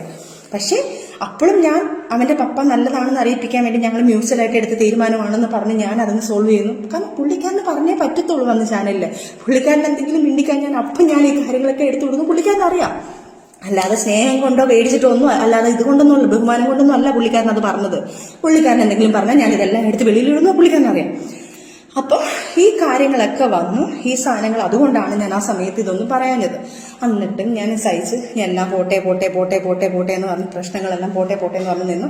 ലാസ്റ്റ് ഡിവോഴ്സ് തരാൻ പറഞ്ഞപ്പം ഇവൻ ഒരു വിധത്തിൽ ഡിവോഴ്സ് തരുന്നില്ല. ലാസ്റ്റ് ഞാൻ പറഞ്ഞു ഞാനിതെല്ലാം വെളിയിൽ വന്ന് പറയും, എനിക്ക് ഡിവോഴ്സ് വേണം. കാരണം ഇതിനകത്തൊന്നും എനിക്കൊരു ഫ്രീഡം വേണം. എന്നെ ഇങ്ങനെ ടോർച്ചർ ചെയ്ത് നമ്മളെ ഇങ്ങനെ അങ്ങോട്ടും വിടുന്നില്ല ഇങ്ങോട്ടും വിടുന്നില്ല. വർക്കിന് പോകുമ്പോൾ എൻ്റെ ഭാര്യ എന്നുള്ള രീതിയിൽ എൻ്റെ ഭാര്യയുടെ അടുത്ത് നീ കിടക്കുന്നില്ല. കിടക്കുന്ന വാക്കൊഴിക്കാതെ ഇവന് വേറൊരു വാക്കില്ല. എല്ലാവരെയും വിളിച്ച് ഭീഷണിപ്പെടുത്തി, എല്ലാവരെയും വിളിച്ച് വലിയ വലിയ പ്രമുഖമായ ആൾക്കാരെ വിളിച്ച് വരെ ഇവൻ ഭീഷണിപ്പെടുത്തിയിട്ടുണ്ട്. നീ അങ്ങനെയാടാ, നീ അവൻ്റെ കൂടെ കിടന്നില്ലേ, എനിക്ക് വരുന്ന വർക്കുന്ന ഇവൻ എങ്ങനെയെങ്കിലും പറഞ്ഞ് അവരെ വിളിച്ച് ഭീഷണിപ്പെടുത്തും. പോട്ടെ, എല്ലാം ക്ഷമിച്ച് ഞാൻ പറഞ്ഞു എനിക്ക് ഡിവോഴ്സ് വേണം എന്ന് പറഞ്ഞ് ലാസ്റ്റ് ഈ പേരും പറഞ്ഞിട്ട് അവൻ ഡിവോഴ്സ് തരാമെന്ന് പറഞ്ഞ് മ്യൂച്വൽ ഞങ്ങൾ സൈൻ ചെയ്തു. മ്യൂച്വൽ കൊണ്ട് ഞങ്ങൾ സൈൻ ചെയ്ത് മ്യൂച്വൽ എടുത്ത് ഡേറ്റുകളെടുത്ത് ഞങ്ങൾ ഒരു വക്കീൽ വെച്ചു. അവൻ പറഞ്ഞു ഒരു വക്കീലിന്, അവൻ്റെ വക്കീലിനെ വെക്കാൻ പറഞ്ഞു. അവൻ പറഞ്ഞു വക്കീലിനെ വെക്കണ്ട, നമുക്കൊരു വക്കീലിന് മ്യൂച്വൽ അല്ലേ ഒരു വക്കീലിനെ വെക്കാന്ന് പറഞ്ഞ് നമ്മളൊരു ഫ്രണ്ട് വഴി നമ്മൾ ആ വക്കീലിനെ വെച്ചു. എൻ്റെ ഒരു ഫ്രണ്ടാണ് വക്കീൽ, മനു എന്ന് പറഞ്ഞ വക്കീലിനെ കൊണ്ട് നമ്മൾ ചെയ്യിപ്പിച്ചു. ആ കാര്യങ്ങളെല്ലാം ചെയ്ത് കഴിഞ്ഞപ്പോഴത്തേക്ക് ഡേറ്റിന് വിളിച്ച സമയത്ത് ഇവൻ വന്നില്ല. അതങ്ങനെ ലാപ്സായിപ്പോയി. അവൻ മനഃപൂർവ്വം പണി തരാണ്, അതായത് നമുക്ക് ഡിവോഴ്സ് തരത്തില്ല. അത് കഴിഞ്ഞ് കുറേ നാൾ കഴിഞ്ഞപ്പോഴാണ് ഞാൻ അറിയുന്നത് ആദ്യ ഭാര്യയെ പുള്ളിക്കാരൻ ഡിവോഴ്സ് ചെയ്തിട്ടില്ല. എന്നെ പറ്റിച്ചാണ് ഇയാൾ മാരേജ് ചെയ്തേക്കുന്നത്. അന്ന് ഞാൻ ആദ്യം പറഞ്ഞതിനകത്ത് പറയുന്നുണ്ട്, ആദ്യ സമയത്ത് ഇയാൾക്ക് ഈ മതങ്ങളെ വിശ്വാസമില്ല എന്ന് പറയുന്ന കാരണം പള്ളിയിൽ പോയി നമ്മൾ ഇത് അന്വേഷിക്കുമ്പോൾ പള്ളിയിൽ പറയും ഡിവോഴ്സ് ആയിട്ടില്ല, ഇവരുടെ ഡിവോഴ്സ് ആയതിനു ശേഷം അടുത്ത് നമുക്ക് നിക്കാതെ നടത്താമെന്ന് പറയും. അത് മറച്ചു വെച്ചിട്ടാണ് ഇവരെല്ലാം നമ്മൾ ഈ കല്യാണം എന്ന് പറഞ്ഞ ഈ രജിസ്റ്റർ മാരേജ് എന്ന് പറഞ്ഞ സാധനം ചെയ്യുന്നത്. രജിസ്റ്റർ മാരേജ് അവർ ചെയ്തിട്ടില്ലായിരിക്കാം മേ ബി, അതുകൊണ്ടായിരിക്കുമല്ലോ എനിക്ക് രജിസ്റ്റർ മാരേജ് ചെയ്തത്. ഈ സാധനം ചെയ്ത് കഴിഞ്ഞതിന് ശേഷം ഞാൻ അറിയുന്നു ഇയാൾ ആ വൈഫിന് പോലും ഡിവോഴ്സ് കൊടുത്തിട്ടില്ല. ആദ്യത്തെ വൈഫിന് 200 പവനോളം അയാളുടെ അടുത്ത് യൂസ് ചെയ്തിട്ടുണ്ട്. അയാൾ ആഡംബര ജീവിതത്തിന് വേണ്ടി അയാളെ കല്യാണം ആഡംബരമായിട്ട് നടത്തിയത് 19 പവൻ എടുത്തിട്ട് ഇയാൾ ആ സ്വർണം കൊണ്ടുവന്ന ഉടനെ തന്നെ അടുത്ത ദിവസം വിൽക്കുന്നു. അതിന്റെ തെളിവുകളും കാര്യങ്ങളും എല്ലാം പുള്ളിക്കാരിയുണ്ട്. പുള്ളിക്കാരിയും ഇതുപോലെ ഓർത്തഡോക്സ് ഒരു ഫാമിലി, ഒരു ഭയങ്കര ഒരു റെപ്യൂട്ടഡ് ഫാമിലിയിലുള്ള ഒരു പുള്ളിക്കാരിയാണ്. അവരും ഇവനെ പേടിച്ചാണ് ജീവിക്കുന്നത്. കാരണം ഇവൻ ഒരു മീഡിയയിൽ നിൽക്കുന്ന ഒരു പേഴ്സൺ ആയതുകൊണ്ട് ഇവൻ എന്ത് പറയുന്നോ അവർക്ക് മീഡിയയിൽ വരാൻ താല്പര്യമില്ല. അപ്പം മീഡിയയിൽ വന്ന് പറയുമ്പം ഇവർ മീഡിയയിൽ പറയുന്ന ആൾക്കാർ അതാ വിശ്വസിക്കത്തുള്ളൂ, ആൾക്കാരെല്ലാം വിശ്വസിക്കുന്നുണ്ട്. അവരും പേടിച്ചാണ് ജീവിക്കുന്നത്. അവർ സംസാരിച്ചപ്പം ഏകദേശം ഞാൻ അനുഭവിച്ച അതേ പീഡനമാണ് അവരും അനുഭവിച്ചിട്ടുള്ളത്. ആ ഒരു കുഞ്ഞിനിപ്പം 17 വയസ്സായി. ആ കുഞ്ഞിനെ പോലും ഒരു തരി സ്വർണം, ഏതോ വീഡിയോയിൽ ഇട്ടെന്നുള്ളത് അറിയാം, ഏതോ ഒരു വീഡിയോയിൽ വന്നിട്ടുണ്ട്, ഒരു തരി സ്വർണം പോട്ടെ, ഒരു തരി മുട്ടായി മേടിച്ചു കൊടുക്കട്ടെ, അവന് ഒരു ചെലവിന് പോലും കൊടുത്തിട്ടില്ല. എന്നിട്ട് പോലും ഈ കാര്യങ്ങൾ വരുമ്പം പ്രശ്നങ്ങൾ വരുമ്പോഴത്തേക്ക് ഈ കാര്യങ്ങൾ പറഞ്ഞു ഡിവോഴ്സിന്റെ കാര്യങ്ങളും ഈ കാര്യങ്ങളൊക്കെ മനസ്സിലാക്കിയിട്ട് ലാസ്റ്റ് ഇവൻ പറയുന്നു ഈ കുഞ്ഞിനെ അതിൻ്റെ ഇടയ്ക്ക് ഞാൻ എൻ്റെ മൈൻഡ് വേറെ ഇങ്ങോട്ട് പോയി, അതുകൊണ്ടാണ് അപ്പം ഈ ലാസ്റ്റ് ഇവരും പറയുന്നു ഈ ഡിവോഴ്സ് ചെയ്തിട്ടില്ല എന്ന്. അപ്പം എൻ്റെ മാരേജ് ഇല്ലീഗലാണ് അന്നേരം ഇവൻ ചെയ്ത് വെച്ചേക്കുന്നത് ഇല്ലീഗൽ, എന്നെ കഴിച്ചേക്കുന്ന ഇല്ലീഗൽ മാരേജാണ്. അപ്പം ഇവൻ ഇത്രയും ദ്രോഹം ചെയ്ത പോരെ. പിന്നെ ഈ പ്രശ്നങ്ങൾ തുടങ്ങാൻ കാരണം ഒരു 5 സെന്റ് സ്ഥലം വീടും എനിക്കുണ്ട്. ആ വസ്തു ഞാൻ അവന്റെ പേരിലോട്ട് എഴുതി കൊടുത്താൽ അവൻ എനിക്ക് ഡിവോഴ്സ് തരാമെന്നാണ് പറയുന്നത്. ഇത് ഞാൻ പറഞ്ഞു പറ്റത്തില്ല, എനിക്ക് എൻ്റെ കുഞ്ഞുങ്ങളാണ്, എൻ്റെ കുഞ്ഞുങ്ങൾക്ക് വേണ്ടിയിട്ടുള്ളത് നിങ്ങൾക്ക് അടിച്ചു പൊളിക്കാനും ഇതൊന്നും ചെയ്യാനും പറ്റത്തില്ല. ഇപ്പം ജപ്തിയായി കിടക്കുകയാണത്. എൻ്റെ പേരിലാണ് ലോൺ എടുക്കുന്നത്, എൻ്റെ പേരിലേക്ക് ആ വീടിന് 15 ലക്ഷം രൂപയ്ക്ക് ഒരു ലോൺ എടുത്തിട്ടുണ്ട്. അത് ലാപ്സായി കിടന്നത് എൻ്റെ ലാസ്റ്റ് അതും ജപ്തിയുടെ ഘട്ടത്തിൽ എനിക്കൊരു ക്രെഡിറ്റ് കാർഡ് അതെന്റെ തലയിലാക്കി. ഇവനൊരു ബുള്ളറ്റ്, ഞാൻ ഒരു ഗിഫ്റ്റായിട്ട് കൊടുത്തൊരു ബുള്ളറ്റ് ഉണ്ട്, അതിനും മാസം അടയ്ക്കാമെന്ന് പറഞ്ഞിട്ടാണ് ഞാൻ ആദ്യത്തെ എമൗണ്ട് വെച്ചിട്ട് അവന് ഗിഫ്റ്റ് കൊടുക്കുന്നത്. അതും എൻ്റെ തലയിലായി സിവിൽ സ്കോർ വെച്ചിട്ട് എൻ്റെ മൊത്തം എനിക്ക് ഇപ്പോൾ ഒരു ലോൺ പോലും, എനിക്കൊരു പേഴ്സണൽ ലോൺ പോലും എടുക്കാൻ പറ്റാത്ത രീതിയിൽ എന്നെ കുരുക്കിയിട്ടേക്കാണ്. ഇതെല്ലാം ചെയ്ത് ഞാൻ അങ്ങേയറ്റം ഞാൻ നിൽക്കാം. ഇനി എനിക്ക് പറ്റില്ല, എന്നെ ഇത്രയും ഞാൻ സഹിച്ച് ഇവിടം വരെ ഞാൻ എത്തിയിട്ടുണ്ട്. ഇനി എനിക്ക് സഹിക്കാൻ വയ്യ. എന്നെ കൊണ്ട് ഇതെല്ലാം പറയിപ്പിച്ചാണ്. ഇനി എൻ്റെ കുഞ്ഞുങ്ങളെ പോലും, ഇനി ഒരു പക്ഷെ ഞാൻ ഇത് പറഞ്ഞില്ലെങ്കിൽ എൻ്റെ കുഞ്ഞുങ്ങളെ കൊണ്ട് നോക്കേണ്ടത് ഞാനാണ്, ഈ 2 കുഞ്ഞുങ്ങളെ നോക്കേണ്ടത്. നാളെ ഒരു കാലത്ത് എൻ്റെ കുഞ്ഞുങ്ങളെ പോകുമ്പോൾ നിന്റെ ഉമ്മ ഇങ്ങനെ ആയതില്ലേ മറ്റേതായിരുന്നു എന്ന് പറഞ്ഞു കഴിഞ്ഞാൽ എനിക്ക് എൻ്റെ കുഞ്ഞുങ്ങൾക്ക് നാണക്കേട്. എൻ്റെ മോൻ വിളിച്ചിരുന്നില്ല പറഞ്ഞു, പപ്പ ഉമ്മയുടെ വീഡിയോ, ഇങ്ങനെയുള്ള പപ്പ വീഡിയോകളൊന്നും ഇടല്ലേ, എൻ്റെ ഉമ്മയ്ക്ക് എന്തെങ്കിലും സംഭവിച്ചു കഴിഞ്ഞാൽ ഞാൻ പപ്പാടോട് മിണ്ടത്തില്ല. ഞാൻ ആ വീഡിയോ നിങ്ങൾക്ക് വേണമെങ്കിൽ അത് എൻ്റെ കുഞ്ഞിന്റെ ഫോട്ടോ ആയാലും ഇടാൻ പറ്റുന്നില്ല. ആ കുഞ്ഞൊരു റൈറ്റ് ചെയ്തിട്ട് ഒരു സാധനം ഇട്ട് കൊടുത്തു.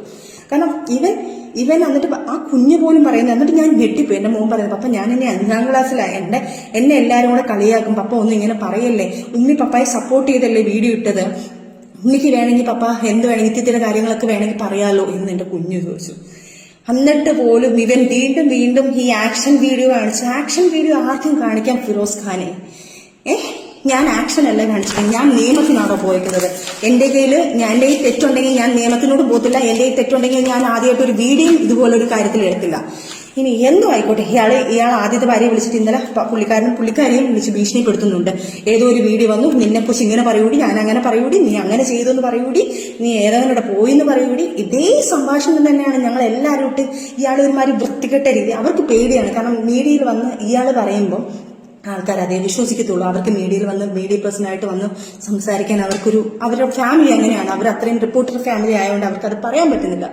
അവർക്ക് 200 150 പവൻ അവർക്ക് മിസ്സായിട്ടും അവർ സഹിയായിട്ട് നിൽക്കുക. കുഞ്ഞിന് പോലും ഒരു ചെലവിന് കൊടുക്കുന്നില്ല. ഇത്രയും ചെയ്തിട്ട് പോലും ഞങ്ങൾ 2 പെണ്ണുങ്ങൾ ഇതിനകത്ത് കടന്ന് പീഡനപ്പെട്ടുകൊണ്ടിരിക്കുക. ഇയാളുടെ കണ്ണിൽ ഞങ്ങൾ വെറും വേഷ്ടികളാണ്, ഞങ്ങൾ വെറും പന്നലുകളാണ്, ഞങ്ങൾ വെറും തെണ്ടികളാണ്. പക്ഷെ ഈ തെണ്ടികളാണല്ലോ 2 കുഞ്ഞുങ്ങളെ ഞങ്ങൾ നോക്കുന്നത്. ഞങ്ങൾ കഷ്ടപ്പെട്ടാണ് വളർത്തുന്നത്, ഞങ്ങൾ അധ്വാനിച്ചാണ് നോക്കുന്നത്. ഈ ഞങ്ങളെ കിടന്ന് എന്തിനാണ് ഈ തെണ്ടി ഇങ്ങനെ കിടന്ന് പറഞ്ഞുകൊണ്ടിരിക്കുന്നത്? സഖി കേട്ടിട്ടാണ് ഞാൻ ഇതെല്ലാം പറഞ്ഞു പോകുന്നത്. എനിക്ക് വയ്യ. അത് കഴിഞ്ഞിട്ടാണ് തീവ്രമായിട്ടാണ് ഓരോ കാര്യം, ഇവന്റെ കാര്യങ്ങൾ പല കാര്യങ്ങളും ഞാൻ അറിയുന്നുണ്ട്. എന്റെ ലൈഫിൽ നിന്ന് എഴുതിയിട്ട ഞാൻ എന്തിനിവനെ ഞാൻ ഇതാക്കണം? എന്റെ ലൈഫിൽ ഒരാൾ വന്നിട്ടുണ്ടോ വന്നിട്ടില്ലയോ, ഇനി ആര് വരുന്നോ, ഇവൻ എന്തിനറിയണം? ഇവൻ കാണിച്ചു കൂട്ടുന്ന പ്രോകൃതം ഞാൻ അതും കൂടെ ഇതിനകത്ത് മെൻഷൻ ചെയ്തിട്ടുണ്ട്. എനിക്ക് ഒരാള് ഒരു കാര്യം വിവരം പറഞ്ഞിട്ടുണ്ട്. അതിന്റെ സത്യാവസ്ഥ ഞാൻ വിളിച്ചു തിരക്കിയിട്ടുണ്ട്. പക്ഷെ അതൊരു മൈനർ കേസാണ്. ഒരു 17 വയസ്സ് സ്വന്തം മകളുടെ പ്രായമുള്ള ഒരു കുഞ്ഞിനെ ഒരു ഹോട്ടലിൽ കൊണ്ട് ഇവൻ കൊണ്ട് ഉപയോഗിച്ചിട്ടുണ്ട്. ആ കുഞ്ഞിനെ പ്രേമമെന്ന് പറഞ്ഞ് നടിച്ചിട്ട് ആ കുഞ്ഞിനെ ഭയങ്കരമായിട്ട് ആ കൊച്ചു കുറെ ഗിഫ്റ്റുകൾ കൊടുത്തിട്ടുണ്ട്. അതിന്റെ പേരോ ഡീറ്റെയിലോ ഒന്നും ഞാൻ ഇവിടെ പറയുന്നില്ല. അതൊരു മൈനറാണ്. അത് എൻ്റെ അടുത്ത് റിക്വസ്റ്റ് ചെയ്യാണ്, എന്റെ പേരിൽ ഒരിക്കലും എന്റെ പേര് ഇതിനകത്ത് എടുത്തിടല്ലേ. എന്റെ പേരിനകത്ത് എനിക്ക് കല്യാണം കഴിക്കാനുള്ളതായി എനിക്ക് തെറ്റുപറ്റിപ്പോയതാ. ഒരിക്കലും ഞാൻ ആ കുഞ്ഞിനെ എന്റെ മകളെ പോലെ, അല്ലെങ്കിൽ ഫിറോസിന്റെ മകളെ ഞാൻ ഒരു മകളെ പോലെ, എന്റെ മകളെ പോലെ ഞാൻ കാണുവാണ്. ആ കുഞ്ഞിന്റെ പ്രായമുള്ള ഒരു കുഞ്ഞ് എന്റെ അടുത്ത് റിക്വസ്റ്റ് ചെയ്യാണ്. അതുകൊണ്ട് ഞാൻ അത് എടുത്തില്ല. പക്ഷെ ലീഗലി ഞാൻ മൂവ് ചെയ്യുന്നുണ്ട്. ആ കുഞ്ഞിന്റെ പേര് വെളിയിൽ വരാതെ ഈ ഒരു കാര്യം ഞാനതൊരു ഇതിനകത്ത് റിപ്പോർട്ട് ചെയ്തിട്ടുണ്ട്. ആ കുഞ്ഞിന്റെ കാര്യം തിരക്കി കണ്ട് ലീഗലി ഇവന്റെ വെളിയിൽ ഒരു മൈനർ കേസിനെ ഈ കുഞ്ഞിനെ പീഡിപ്പിച്ച കാര്യം വെളിയിൽ വരണം. ഇനി എനിക്ക് നാണക്കേട്, എനിക്കും എന്റെ കുഞ്ഞിനെ നാണക്കേട് നോക്കിയിട്ട് കാര്യമില്ല. അതും ഞാൻ ലീഗലി കൊടുത്തിട്ടുണ്ട്. അത് മൂവ് ചെയ്യട്ടെ. അത് സത്യാവസ്ഥ എന്താണെന്ന് ഈ ലോകം അറിയട്ടെ. ഇവന്റെ തെണ്ടിത്തരം വെളിയിൽ അറിയണം. അതുപോലെ തന്നെ ഒരു ബിഗ് ബോസ് കണ്ടസ്റ്റന്റ് ഇവന്റെ കൂടെ ബാംഗ്ലൂര് ഇവൻ കഞ്ചാവ് അടിച്ച് നടന്ന് ആ പെൺകുട്ടിയും കൂടെ കഞ്ചാവ് അടിച്ച് ഇവൻ ഭയങ്കര ആർമാദിച്ച് അങ്ങനെ ഭയങ്കര രീതിയിൽ ഒരു ഹോട്ടൽ റൂം എടുത്ത് അവളെ യൂസ് ചെയ്തൊരു കാര്യമുണ്ട്. ഞാൻ ആ പുള്ളിക്കാരിക്ക് മെസ്സേജ് അയച്ചിട്ടുണ്ട്. ഞാൻ ആ പുള്ളിക്കാരിയുടെ ഡീറ്റെയിൽ ഇപ്പം പറയാതെ ഞാൻ പുള്ളിക്കാരിയോട് സംസാരിക്കണം. എനിക്ക് ഡീറ്റെയിൽ വേണം. ഞാൻ കാര്യങ്ങൾ പറയാം. പുള്ളിക്കാരിയുടെ പുള്ളിക്കാരി മാപ്പെന്ന് പറയട്ടെ. അല്ലെങ്കിൽ എന്നെ വിളിച്ചിട്ടില്ലെങ്കിൽ ആ പുള്ളിക്കാരി ആരാണെന്നും ആ ബിഗ് ബോസ് കണ്ടസ്റ്റന്റ് എന്നറിഞ്ഞ ആരാണെന്നും ഞാൻ ഇനിയും പറയും. അത് ആ പുള്ളിക്കാരിയും കൂടെ ഞാൻ വെളിയിലെടുത്തിട്ടുണ്ട് കരുതി വരും. അതേപോലെ തന്നെ ഒരു ആയുർവേദ ഡോക്ടറുകാരിയെ വിളിച്ചിട്ട് ഈ കൊച്ചിനെ ഇതേപോലെ മാരേജ് എന്നൊക്കെ പറഞ്ഞുകൊണ്ടാണ് ഇയാൾ ഇത് ചെയ്യുന്നത്. മാരേജ് ചെയ്യാം എന്നൊക്കെ പറഞ്ഞ് ഫിസിക്കൽ യൂസ് ചെയ്തതിന് ശേഷം അയാൾ തലയിലായെന്നറിയുമ്പം ഇയാൾ നൈസിന് അവരെയും തേച്ചു. അവരും മാനസികമായിട്ട് ഇപ്പം ദുബായിലെന്നാണ്ട. അത് കഴിഞ്ഞിട്ട് ഒരു പുള്ളിക്കാരി അങ്ങനെ കുറെ. അതേപോലെ തന്നെ നിങ്ങൾക്കറിയാന്ന് പറഞ്ഞിട്ട് ഷിയാസിന്റെ ഒരു കേസിൽ ഒരു സംഭവം നടക്കുന്നുണ്ടായിരുന്നല്ലോ ഒരു പുള്ളിക്കാരിയുടെ. ആ പുള്ളിക്കാരിയായിട്ട് ഇയാളും ഭയങ്കര അഫെയർ ആയിരുന്നു. അതും ഞാൻ കണ്ടുപിടിച്ചിട്ടുള്ളതാണ്. ആ കഥയിലുള്ള സാധനം തന്നെയാണ്. ആ പുള്ളിക്കാരി ഇതുപോലെ തന്നെയാണ് ഈ കാര്യങ്ങളൊക്കെ വന്നിട്ടുണ്ട്. അങ്ങനെ ഒരു കിൻഡിൽ പെണ്ണുങ്ങളുമായിട്ട് ഇയാള് ഫിസിക്കൽ റിലേഷൻഷിപ്പിലായി. അയാള് ചതിച്ചു പോയ ആഫ്റ്റർ ഞങ്ങള് മാറി നിന്നതിന് ശേഷം ഇപ്പം വരെ ഞങ്ങൾ ഡിവോഴ്സ് ആയിട്ടില്ല. ഡിവോഴ്സ് ആകാനുള്ള കാരണം ഇയാൾ എനിക്ക് ഡിവോഴ്സ് തരുന്നതുമില്ല. ഇപ്പോൾ ഇല്ലീഗൽ മാരേജ് ആണ് ഇയാൾ എന്നെ ചെയ്തേക്കുന്നത്. അതെല്ലാം നിയമങ്ങളായിട്ട് നടക്കട്ടെ കാര്യങ്ങളെല്ലാം. അപ്പം ഇതുവരെ നടന്ന കാര്യങ്ങൾ, ഈ ബാക്കിയുള്ള കാര്യങ്ങളൊക്കെ ഞാൻ പുറകെ വരുന്നുണ്ട്. ഇയാൾ പല ആൾക്കാരെയും വിളിച്ച് പൈസ ചോദിച്ച് ഭീഷണിപ്പെടുത്തുന്നുണ്ടെന്ന് ഞാൻ അറിയുന്നുണ്ട്. അപ്പം ഭീഷണിയാണ് ഇയാളുള്ളത്. ഇയാൾക്ക് പണത്തിന് വേണ്ടിയിട്ടാണ് ചെയ്തത്. അതേപോലെ തന്നെ ഇയാളുടെ കൂടെ നിൽക്കുന്ന ഒരു മീഡിയക്കാരനാണ്. ആ മീഡിയക്കാരന്റെ പേര് ഞാനിപ്പോൾ പറയുന്നില്ല. എന്റെ ഇത് വെച്ചിട്ടാണ് ഞാൻ പറയാത്തത്. അയാളുമായിട്ട് ഒരു 6-7 മാസം മുന്നേ ഇത് വെൽ പ്ലാൻഡ് ആണ്. ഇങ്ങനൊരു സംഭവം ക്രിയേറ്റ് ചെയ്തെടുക്കണം, ഇങ്ങനൊരു പ്രശ്നം ഉണ്ടാക്കണം, ഇവരുടെ ഇടയ്ക്ക് പ്രശ്നം ഉണ്ടാകും, ഈ ഒരു സാധനം പൊട്ടിത്തെറിക്കും, ആ സമയത്ത് ഈ സാധനങ്ങൾ ചെയ്യും. ഇവരുടെ കൂടെ നിന്ന ഒരു സുഹൃത്ത് തന്നെയാണ് നമുക്കിതെല്ലാം പറഞ്ഞു തന്നിരിക്കുന്നത്. തെളിവ് സഹിതമാണ് നമുക്കിതെല്ലാം കിട്ടിയിരിക്കുന്നത്. ഇതൊന്നും എന്നെക്കൊണ്ട് എനിക്ക് എന്റെ കയ്യിൽ നിന്ന് പോയതിനു ശേഷം ഉണ്ടായതൊന്നും എനിക്കൊന്നും പ്രശ്നമില്ല. കാരണം അതിനു മുന്നേ എനിക്ക് ഫിറോസിനെ അറിയാം, എന്താണെന്ന് എനിക്കറിയാം. അത് എനിക്കൊരു പ്രശ്നമേ അല്ല. പക്ഷെ അതുപോലെ തന്നെ വേറൊരു കാര്യം ഇപ്പോൾ ഓർമ്മ വന്നപ്പം വീഡിയോ എല്ലാം എടുത്തു കഴിഞ്ഞതിന് ശേഷമാണ് ആ ഒരു കാര്യം ഓർമ്മ വന്നത്. ഞാൻ ശരിക്കും പറഞ്ഞാൽ നമുക്ക് 1, 2, 3, 4, 5 ഒക്കെ ആണെങ്കിൽ നമ്മൾ ഓർത്ത് വെക്കും ഓരോ കാര്യങ്ങൾ. ഇത് ഓരോ ഇൻസിഡന്റ് വരുമ്പോഴാണ് ശരിക്കും പറഞ്ഞാൽ ഞാനിങ്ങനെ വീഡിയോ ട്രോൾ ചെയ്തിങ്ങനെ നോക്കിക്കൊണ്ടിരുന്നപ്പോഴാണ് ആ ഒരു ഇൻസിഡന്റ് ചിലപ്പോൾ മേ ബി അതൊരു കോയിൻസിഡന്റ് ആയിരിക്കാം. ചിലപ്പോൾ ആ ഒരു വ്യക്തിയെ ആ സമയത്ത് ഇത്രയും നാൾ ഞാൻ ഒരു ബ്രേക്കിന് ശേഷമാണ് ആ ഒരു നാൾ ഞാൻ ഒരു സിനിമയിൽ മാത്രമേ ഒരു പുള്ളിക്കാരി കണ്ടിട്ടുള്ളത്. അതിനുശേഷം ഇപ്പോഴാണ് ഞാൻ അതിനെ കാണുന്നത്. ആ ഇൻസിഡന്റും ചിലപ്പം എനിക്ക് നല്ലതിനായിരിക്കാം മേ ബി ആ സാധനം എനിക്ക് കൊണ്ടിട്ടത്. കാരണം നമ്മൾ മറന്നു പോകും. കാരണം കുറേയൊക്കെ നമ്മൾ 1, 2, 3 സാധനങ്ങളൊക്കെ ആണെങ്കിൽ നമ്മളിങ്ങനെ ഓർത്തെടുത്ത് വെക്കും. ഇത് ഒത്തിരി ഉള്ളതുകൊണ്ട് ഞാൻ മറന്നുപോയി. അത് പറയാതിരിക്കാൻ പറ്റാത്തൊരു കാര്യമാണത്. ഞാൻ സൂര്യജോഡി നമ്പർ 1 എന്ന് പറഞ്ഞാൽ സൂപ്പർ ജോഡിയാണോ സൂര്യജോഡിയാണെന്ന് പറഞ്ഞൂടെ, നമ്മളുടെ ബഷീർ ബാഷി അങ്ങനെ അവരെല്ലാം ഉള്ള സീസണിൽ എനിക്ക് തോന്നുന്നു അതിനകത്ത് കുറേ ആർട്ടിസ്റ്റുകളുണ്ടായിരുന്നു. മൃദുല ഉണ്ടായിരുന്നു, നമ്മളുടെ ബിഗ് ബോസിലെ നമ്മളുടെ ജിഷിൻ ചേട്ടനുണ്ടായിരുന്നു, പ്രമോദേട്ടനുണ്ടായിരുന്നു. അങ്ങനെ കുറേ ആർട്ടിസ്റ്റുകളുള്ള ഒരു പ്രോഗ്രാമായിരുന്നു. സൂര്യജോഡിയാണോ സൂപ്പർ ജോഡിയാണോ അതിൻ്റെ ഒരു നൈറ്റ് പാർട്ടി ഞങ്ങളെല്ലാം കഴിഞ്ഞിട്ട്, ഞങ്ങൾ ഷൂട്ടെല്ലാം കഴിഞ്ഞിട്ട് നൈറ്റ് പാർട്ടി ഞങ്ങളെല്ലാവരും കൂടെ ഒരു ദിവസം എല്ലാവരും അതിനകത്തുള്ളവരെല്ലാവരും കൂടെ കൂടി ഞങ്ങളെല്ലാവരും കൂടെ അടിച്ചു പൊളിക്കാൻ വേണ്ടി അതിനകത്ത് നിന്നിട്ടുണ്ടായിരുന്നു. അപ്പോൾ ആ അടിച്ചുപൊളിയുടെ ഇടയ്ക്കൊരു ഇൻസിഡന്റ് ഇതുപോലെ ഉണ്ടായിട്ടുണ്ട്. കാരണം ഇതൊക്കെ ഒരു തെളിവാണ്. കാരണം ഇയാളിനി പറഞ്ഞുണ്ടാക്കി ഇതൊക്കെ കള്ളത്തരമാണ്. കാരണം ഇതിനൊന്നും തെളിവെന്ന് പറഞ്ഞു കഴിഞ്ഞാൽ കാണിക്കാൻ ഈ മുറിവുകൾ കാര്യങ്ങളൊക്കെ ഉള്ളൂ. നമ്മൾ വായാൽ പറയുന്ന കാര്യങ്ങളെ നമ്മുടെ കയ്യിലുള്ളൂ. അതുകൊണ്ടാണ് ഇതൊരു തെളിവാണ്. ആ ഇൻസിഡന്റ് പോലും ഞങ്ങളെല്ലാവരും കൂടെ ഇങ്ങനെ പാർട്ടിക്ക് ഇരിക്കുന്നു. ഞങ്ങളെല്ലാവരും കൂടെ രസമായിട്ട് തമാശയൊക്കെ കളിക്കുന്നു.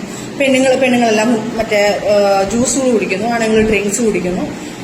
അതിനകത്ത് ഡ്രിങ്ക്സ് കുടിക്കുന്ന ആൾക്കാർ ഡ്രിങ്ക്സ് കുടിക്കുന്നു. അങ്ങനെ കുറേ കാര്യങ്ങൾ നടക്കുന്നുണ്ട് അതിനകത്ത്. നമ്മളെല്ലാവരും കൂടെ ആർട്ടിസ്റ്റുകളെല്ലാവരും എൻജോയ് ചെയ്യുന്നൊരു ടൈം. എല്ലാവരും കൂടെ ഷൂട്ടൊക്കെ കഴിഞ്ഞ് നമ്മളുടെ എക്ടിക്സ് ഷൂട്ടൊക്കെ കഴിഞ്ഞ് നമ്മളിരിക്കുകയാണ്. ആ സമയത്ത് ഇതുപോലൊരു ഇൻസിഡന്റ് ഞങ്ങളെല്ലാം ഇങ്ങനെ കട്ടിലൊക്കെ എല്ലാവരും കൂടെ മിക്സ് ഓഫ് ആയിട്ടിരിക്കുന്നു. ചിലവർ അത് അകത്ത് കയറി സിഗരറ്റ് വലിക്കുന്നു.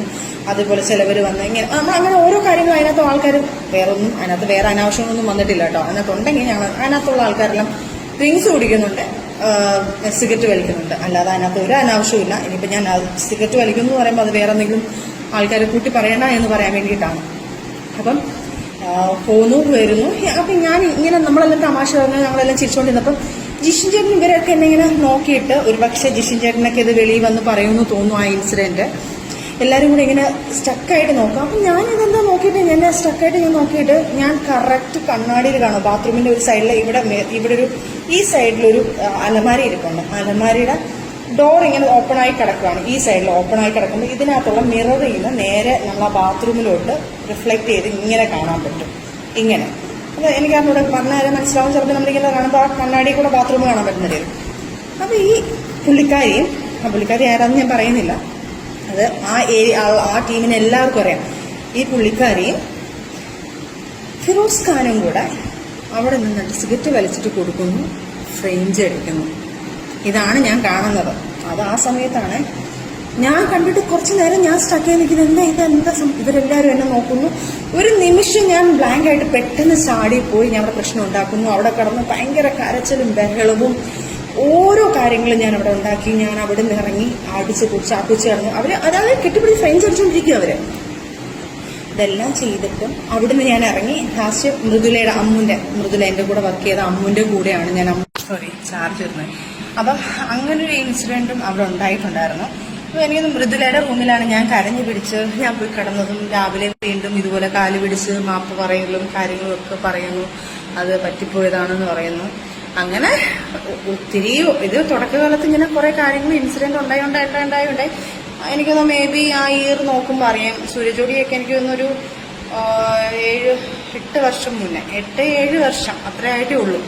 ആ സമയത്താണ് ഈ പറഞ്ഞ ഇൻസിഡന്റ് ഉണ്ടായത്. ഇതിന് തെളിവിന് ജിഷിൻ ചേട്ടനെയോ എനിക്ക് തോന്നുന്നു ഇവരൊക്കെ ഒത്തിരി പേരുണ്ടായിരുന്നു. നമ്മളുടെ ആരൊക്കെ, പ്രമോദേട്ടൻ, ഇവരൊക്കെ പറയുമെന്ന് എനിക്കറിഞ്ഞൂടാ. ഫിറോസിനെ പേടിച്ചിട്ട് പറയുമെന്ന് എനിക്കറിയത്തില്ല ആ ഇൻസിഡന്റ്.